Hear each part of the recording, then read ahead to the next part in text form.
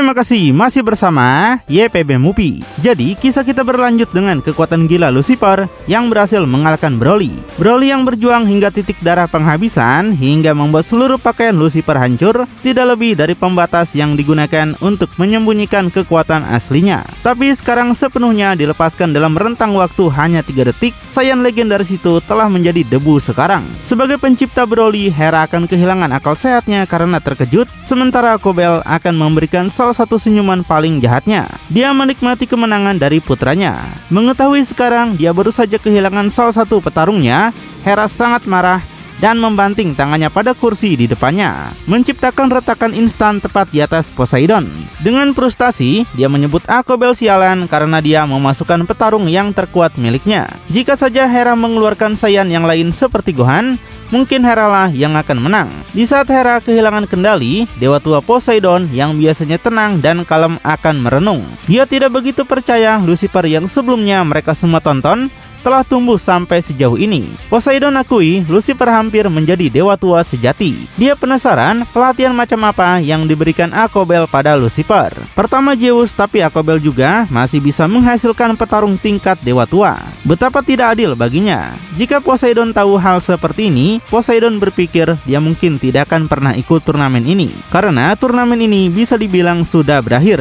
Ini akan menjadi urusan ayah anak antara Zeus dan Kobel pada akhirnya. Kembali pada Lucifer, dia akan tetap membeku dalam posisi yang sama dengan tangan terulur. Di depannya asap mengepul tanpa meninggalkan satupun jejak pembunuh dewa yang dikenal sebagai Broly. Arena yang hancur, ledakannya menghancurkan lantai dan meninggalkan kawah panjang. Akhirnya, arena yang dibangun oleh Zeus menjadi bahan pemikiran bagi petarung tingkat tinggi ini. Sambil menarik telapak tangannya kembali dan menatap ke depan, dia berkata ini sudah selesai. Mungkin tidak dengan cara yang diharapkan, tapi dia sudah menang.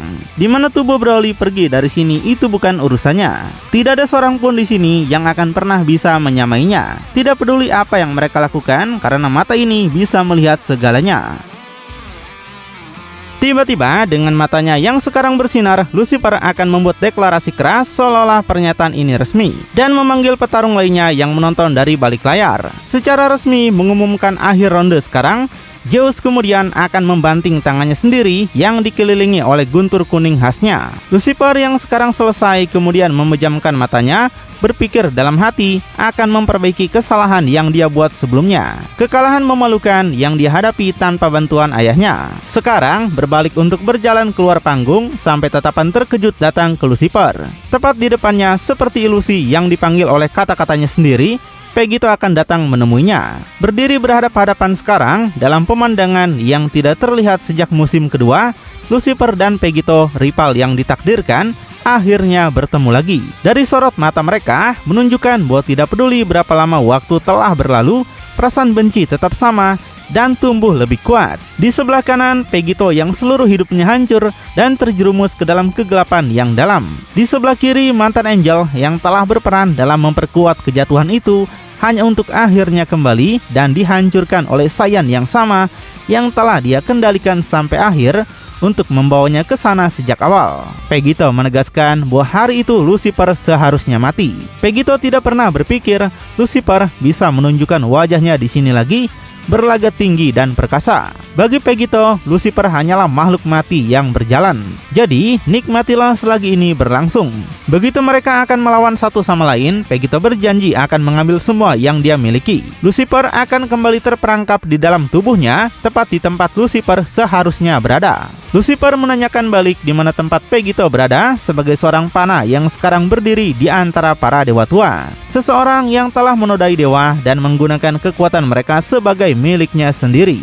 Keberanian Vegito tidak pernah berhenti membuatnya marah. Baginya hanya Vegito yang bisa berpura-pura kuat. Setelah melihatnya dalam bentuk ini, bahwa Vegito tidak takut dan Vegito tidak tahu dia telah melampauinya. Tapi Vegito menegaskan jangan pernah berpikir hal yang sama berlaku padanya. Bagi Vegito, Lucifer, Daishinkan dan ibunya, mereka semua bicara tentang cara yang sama. Lucifer menyebutnya begitu percaya diri, tapi yang Lucifer tahu sekarang hanyalah bagaimana dia dalam bentuk base-nya. Jadi, Vegito ingatkan jangan membuat kesalahan yang sama seperti yang ibu Lucifer lakukan. Karena ketika Vegito menggunakan perubahannya, semuanya akan menjadi akhir untuk Lucifer. Sama seperti yang terjadi pada Rani dan Daishinkan ketika Vegito menyerap mereka. Saat mendengar ini, pengingat akan kematian ibunya dan saudaranya yang digabungkan ke dalam tubuh Pegito membuat Lucifer mulai membangkitkan kemarahan dalam dirinya sekarang. Tampak di wajahnya saat darah yang mendidih akan mulai mengeluarkan urat-urat dengan matanya memerah. Pegito ingatkan lagi, Lucifer telah memperhatikannya, mengendalikannya untuk membunuh dewa dan angel yang tak terhitung jumlahnya. Dan sekarang jangan berpikir dia akan menghormati atau peduli pada kenyataan Lucifer bisa menambahkan hal sialan di atasnya. Pegito tegaskan dia nggak peduli soal dewa tua karena Lucifer akan mati sama seperti yang lainnya. Marah mendengar itu, Lucifer akan membunuhnya sekarang juga. Berada tepat di depan wajah masing-masing sekarang bergerak lebih dekat. Ketegangan di antara keduanya sangat terasa dengan Pegito yang memprovokasinya secara langsung, seolah-olah keduanya akan bertarung di saat itu juga. Tubuh dan pikiran mereka menahan diri mengetahui apa konsekuensinya. Tapi tepat saat keduanya mencapai titik puncak, sepasang kaki ketiga akan muncul secara misterius tepat di samping mereka. Secara luar biasanya itu adalah Hera. Kehadirannya sendiri terasa berat seperti gravitasi 100 kali lipat pada kedua pejuang itu. Karena mereka akan segera tahu sosok kuat telah datang ke dalam pandangan mereka, dan salah satunya adalah Hera dengan tatapan sinis. Keduanya secara insting melompat mundur untuk memberi ruang menjauh dari dewa tua yang berbahaya itu. Lucifer tanyakan kenapa Hera malah mengganggu mereka. Apakah Hera marah karena Lucifer menghabisi ciptaannya seperti bukan apa-apa? Keduanya kemudian akan menyapa pencipta mereka, tapi dengan ketidakhormatan yang berbeda. Di mana Hera akan menjawab bahwa mereka adalah tikus kecil yang tidak tahu berterima kasih. Hera tegaskan mereka berdua adalah pengkhianat yang bergabung dengan tim dewa tua lain. Padahal Hera adalah pencipta Pegito dan Lucifer sendiri. Dan sekarang mereka bicara seperti itu pada orang yang memberi mereka kehidupan.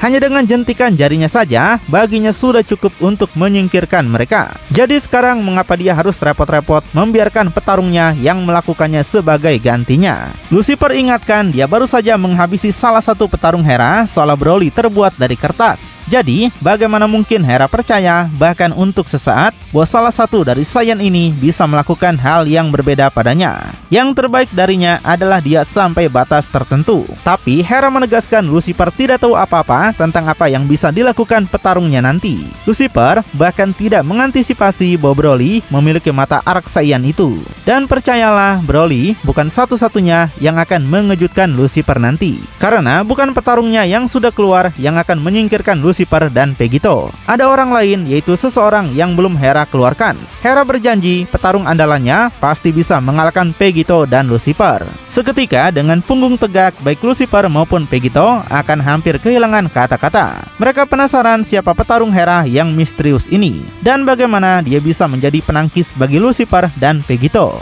Lucifer tegaskan jika Hera mengatakan punya seseorang yang bisa mengalahkannya, artinya sama saja dengan mengatakan Hera punya seseorang yang bisa mengalahkan Hera juga. Jika Pegito tidak bisa, maka Lucifer yang akan mengalahkan petarung Hera. Lucifer tegaskan dia dan Hera berdiri di posisi yang setara. Dan dengan kepedeannya, Lucifer yakin faktanya dia mungkin lebih kuat dari Hera. Namun, Hera benar-benar tidak akan menanggapi pernyataan seperti itu dengan serius sama sekali. Dia meledak dalam tawa percaya diri saat dia kemudian akan tersenyum dan meremehkan ucapan Lucifer, seolah-olah bisa melampaui penciptanya. Hera sudah melihat semuanya sekarang dan tahu turnamen ini akan menjadi ide yang buruk. Belum ada tim pemenang pun dan mereka para petarung sudah melebih-lebihkan kemampuan mereka. Pegito yang gak ingin berdebat lagi menyuruh mereka berdua untuk menikmati momen ini. Pegito merasa sudah cukup dan akan menemui Lucifer di final. Pegito punya tempat lain untuk dikunjungi sekarang setelah dia mendapatkan apa yang dia cari. Pegito kemudian akan segera berbalik seperti terburu-buru.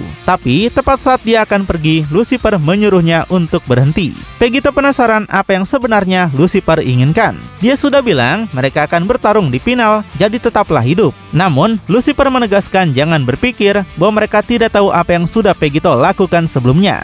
Lucifer ingatkan Pegito tidak selicik yang dia kira, dan mata Lucifer ini bisa melihat segalanya. Pegito penasaran apa yang sebenarnya Lucifer tuduhkan padanya. Dengan pertukaran aneh ini, Pegito akan memberikan senyuman licik seolah dia memang melakukan sesuatu. Lucifer minta Pegito jangan berpura-pura bodoh dengan mereka. Mereka semuanya sadar dengan apa yang telah Pegito lakukan. Lucifer kemudian menjelaskan dengan mata yang diberikan Kronoa pada Pegito Pegito mungkin bisa menipu orang lain dengan kemampuan penghenti waktunya, tapi tidak dengan Lucifer. Karena Lucifer jelas melihatnya dengan matanya sendiri. Pegito mengambil tubuh Broly tepat sebelum Lucifer meledakkannya. Saat itu, Pegito menggunakan kemampuan penghenti waktu dan melakukan itu pada tubuh Broly untuk keuntungannya sendiri.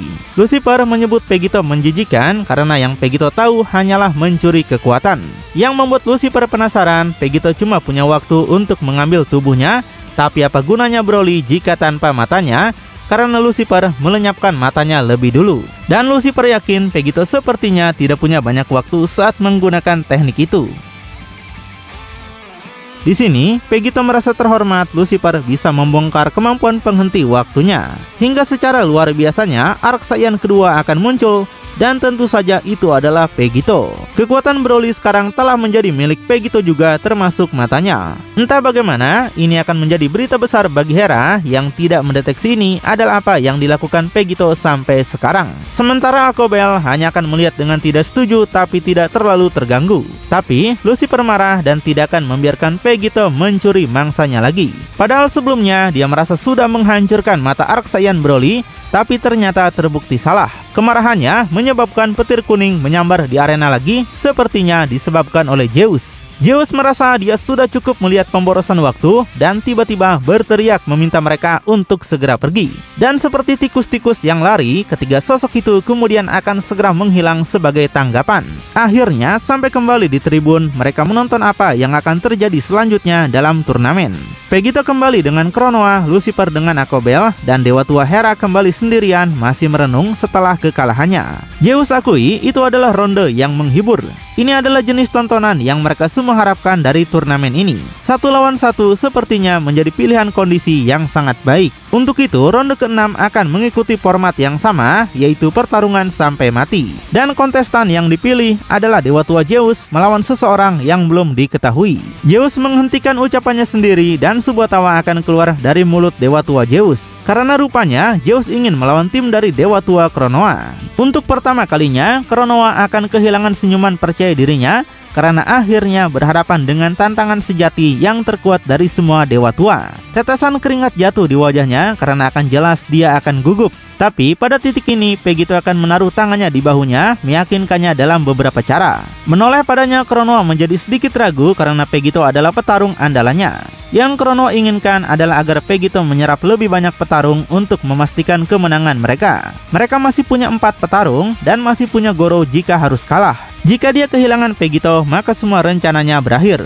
Karena itu, Kronoa nggak ingin Pegito yang bergerak maju. Tapi Pegito minta Kronoa untuk percaya padanya. Pegito menjelaskan kekuatan yang dia curi dari turnamen ini tidak pernah diperlukan sejak awal. Itu bukan untuk melawan petarung lain di turnamen ini. Pegito menyimpan kekuatan itu untuk orang lain. Setelah itu, Pegito kemudian akan menghilang, meninggalkan Kronoa yang hanya bisa merenung. Di sini, Kronoa makin menjadi bingung untuk siapa sebenarnya Pegito menyimpan kekuatan penuhnya. Kemudian Pegito turun ke arena lagi dan penuh antusiasme siap untuk menunjukkan lebih banyak lagi kekuatannya yang tak terhentikan kepada semua orang. Dan menatap ke balkon di atas di mana dia meremehkan Zeus yang mendesak orang lain, tapi sekarang Zeuslah yang membuat mereka menunggu. Pegito ingin Zeus segera mengeluarkan petarungnya dan Pegito ingin yang terkuat dari timnya. Zeus tegaskan petarung terkuatnya akan mengakhiri Pegito dalam hitungan detik. Tapi jika pertunjukan yang Pegito inginkan, maka Zeus akan memilih seseorang yang setidaknya akan bermain-main dengan makanannya. Tapi jauh di tribun, rekan satu tim Pegito sekarang akan menyadari Pegito telah masuk ke arena lagi tanpa diskusi apapun dengan mereka. Camber melihat kepercayaan diri Pegito meningkat menit demi menit. Pegito malah menunjukkan kartu as Kronoa lebih dulu dengan melompat masuk seperti itu. Dia merasa sekarang Zeus benar-benar bisa memilih petarung terkuatnya untuk memastikan Pegito mati. Charlotte juga penasaran apa yang sebenarnya Pegito pikirkan. Apakah Pegito benar-benar percaya bahwa dia yang terkuat di sini? Apa yang Pegito capai dalam dekade ekstra pelatihan tanpa mereka? Kembali ke arena, Zeus merasa sungguh keputusan yang buruk untuk membawa petarung terkuat Kronoa di ronde di mana seseorang harus mati. Tapi seperti yang sudah dia prediksi dari Dewa Tua yang paling malas, yaitu Kronoa. Karena itu Zeus memanggil petarungnya yang bernama King. Akhirnya seorang pejuang baru akan dideklarasikan oleh Zeus. Seseorang yang jelas belum bisa kita ketahui kekuatannya. Tapi sepertinya ketika Zeus memanggil nama King, Pegito akan memiliki masalah lain untuk dihadapi. Di sekelilingnya, seolah dia tidak lagi berada di turnamen, Pegito sekarang ada pada kegelapan yang mengelilinginya. Cepat berbalik dari sisi ke sisi, detak jantungnya mulai naik dalam kebingungan. Sampai segera kehilangan pegangan pada permukaan apapun dan terseret secara fisik ke bawah,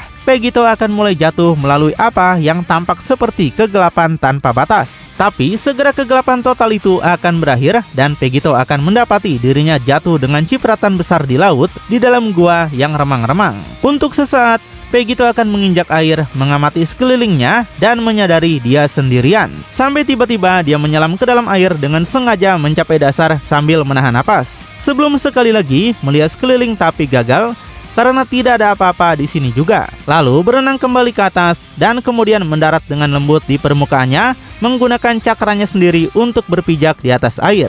Pegito bertanya-tanya apakah dia sudah didiskualifikasi atau ini bagian dari rencana. Pegito bahkan tidak bisa merasakan para dewa tua lainnya menonton lagi. Lalu menggunakan jarinya untuk mengorek telinganya, dia berpikir terlepas siapapun yang menjerumuskannya ke dalam air yang membeku ini, Pegito akan membuatnya membayar. Tapi segera tampaknya orang yang dia cari sekarang tiba di tempat itu. Di kejauhan sepasang kaki kerajaan akhirnya akan mendarat di seberang Pegito, yaitu adalah King. King memberitahu Zeus memanggilnya dari singgasananya khusus untuk membunuh Pegito. Berdiri di sana sebagai orang yang dikenal sebagai King, dia ternyata adalah sosok yang diperkenalkan kepada kita sebelumnya. Kekuatannya tidak diketahui tapi dari auranya sepertinya dia kuat. Pegito ungkapkan belum pernah melihat King sebelumnya, jadi dia tidak punya referensi di sini.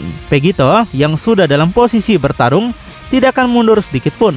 Dan saat keduanya berdiri di medan perang berakhir, King melihat posisi itu tampak siap untuknya. Tapi King tanyakan apakah Pegito yakin tidak memiliki hal lain untuk dihadapi terlebih dahulu. Di saat Pegito mendengar ini, dia akan merasakan getaran di bawahnya yang perlahan membuat matanya menoleh ke bawah. Tepat di bawah Pegito ada seekor naga laut raksasa akan mengintainya dari bawah dengan mulut terbuka lebar. Dan setelah itu dia akan meledak keluar langsung untuk menelan santapan Saiyan itu.